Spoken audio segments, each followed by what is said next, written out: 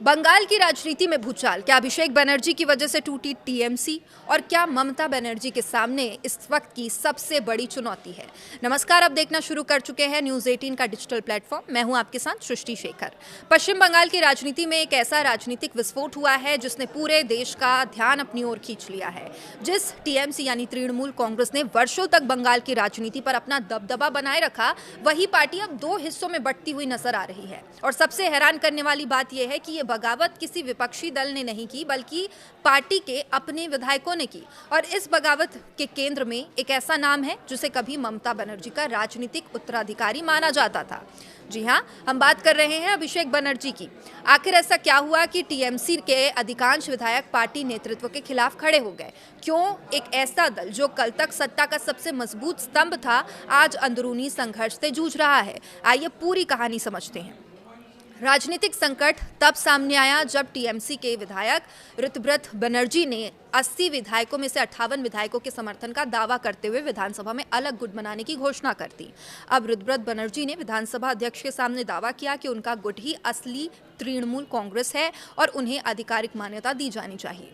सबसे दिलचस्प बात यह रही कि विधानसभा अध्यक्ष ने उनके दावे को स्वीकार भी कर लिया और नए गुट को मान्यता भी दे दी। इस घटनाक्रम ने बंगाल की राजनीति में भूचाल ला दिया, लेकिन कहानी यहीं खत्म नहीं होती। ऋतुव्रत बनर्जी ने अपने बयान में साफ कहा कि उनकी लड़ाई ममता बनर्जी से नहीं। उन्होंने कहा कि ममता बनर्जी उनकी नेता थी और हैं और रहेंगी। वो चाहते हैं दीदी उन्हें आगे भी मार्गदर्शन देती रहें। यानी बगावत ममता बनर्जी के खिलाफ नहीं बल्कि किसी और के खिलाफ है। और बंगाल की राजनीति में लगभग हर व्यक्ति जानता है कि वो नाम कौन है।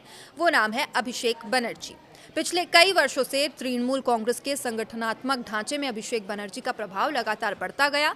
पार्टी के भीतर कई वरिष्ठ नेताओं का मानना था कि निर्णय लेने की प्रक्रिया धीरे धीरे एक व्यक्ति के हाथों में केंद्रित होती जा रही है। कई पुराने नेताओं को लगने लगा कि पार्टी का पारंपरिक राजनीतिक चरित्र बदल रहा है।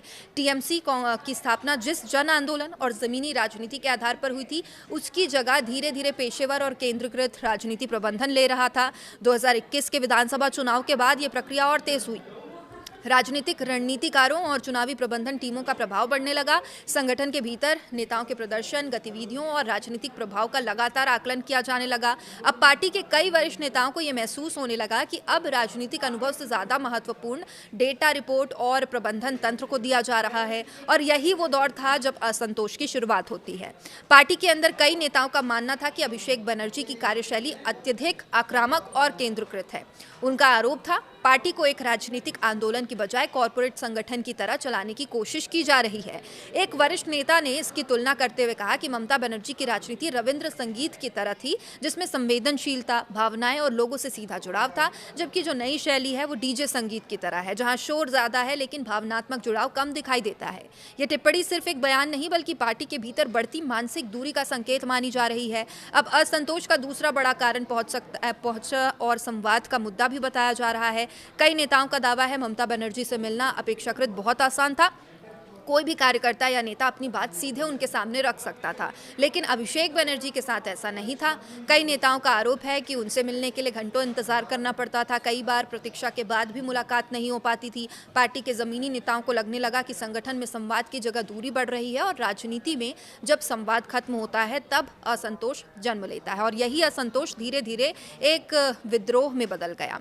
अब ऋतुव्रत बनर्जी और उनके समर्थक विधायकों का कहना है कि वे पार्टी की मूल विचारधारा और ममता बनर्जी के नेतृत्व का सम्मान करते हैं, लेकिन वे उस राजनीतिक संस्कृति को स्वीकार नहीं कर सकते जो उनके अनुसार पार्टी से जड़ों से दूर ले जा रही है। यानी ये संघर्ष सत्ता के लिए कम और संगठन के भविष्य के लिए ज्यादा बताया जा रहा है।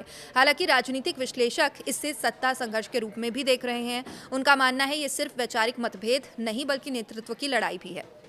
एक तरफ ममता बनर्जी की विरासत है, दूसरी तरफ उस विरासत का भविष्य तय करने के लिए जंग है। अब सबसे बड़ा सवाल ये है कि इस राजनीतिक टूट का बंगाल की राजनीति पे क्या असर पड़ेगा। अगर बहुमत विधायकों का समर्थन वास्तव में नए गुट के साथ रहता है तो तृणमूल कांग्रेस की राजनीतिक ताकत कमजोर हो सकती है, विपक्षी दलों को इसका लाभ मिल सकता है और राज्य की राजनीतिक दिशा पूरी तरह बदल सकती है। दूसरी ओर अगर ममता बनर्जी हस्तक्षेप करती है तो दोनों पक्षों के बीच समझौता करवाने में सफल होती है तो पार्टी एक बार फिर एकजुट हो सकती है। लेकिन फिलहाल हालात ऐसे बिल्कुल नहीं दिख रहे, क्योंकि बगावत करने वाले नेता लगातार ये संदेश दे रहे हैं कि उनका विरोध किसी व्यक्ति विशेष की कार्यशैली से नहीं है, कार्यशैली से है, और वे पीछे हटने के मूड में नहीं है। पश्चिम बंगाल की राजनीति में ये शायद सबसे बड़ा संगठनात्मक संकट माना जा रहा है। एक ऐसी पार्टी जिसने लंबे समय तक खुद को भाजपा और वाम दलों के खिलाफ एक मजबूत राजनीतिक शक्ति के रूप में स्थापित किया, आज खुद अपने सबसे बड़े आंतरिक संघर्ष का सामना कर रही है। अब निगाहें ममता बनर्जी पर सबकी टिकी है कि क्या दीदी इस संकट को संभाल पाएंगी। क्या अभिषेक बनर्जी अपनी शैली में बदलाव करेंगे, या फिर बंगाल की राजनीति में एक नए राजनीतिक अध्याय की शुरुआत हो रही है। इन सवालों के जवाब आने वाले दिनों में मिलेंगे, लेकिन इतना तय है कि तृणमूल कांग्रेस के भीतर शुरू हुई ये लड़ाई अब सिर्फ एक पार्टी का मामला नहीं रह गया, बल्कि बंगाल की राजनीति के भविष्य तय करने वाली सबसे बड़ी राजनीतिक कहानी बन चुकी है।